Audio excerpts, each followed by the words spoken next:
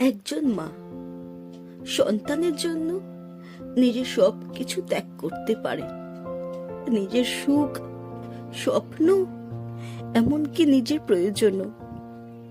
কিন্তু সবচেয়ে কষ্টের মুহূর্ত তখনই আসে যখন সেই সন্তানের কাছ থেকেই তিনি পান অপ্রত্যাশিত কঠোর ব্যবহার।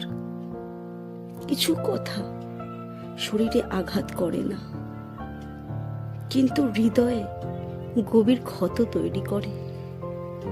প্রতিদিনের অবহেলা, রূঢ় আচরণ আর অসম্মান একজন মায়ের মনকে নিঃশব্দে ভেঙে দেয়।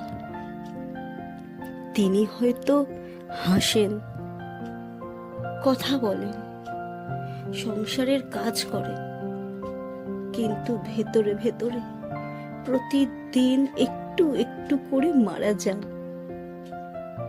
মনে রাখবেন, একজন মায়ের হৃদয় ভাঙার শব্দ শোনা যায় না, কিন্তু তার কষ্ট পৃথিবীর সবচেয়ে গভীর কষ্টগুলোর মধ্যে একটি।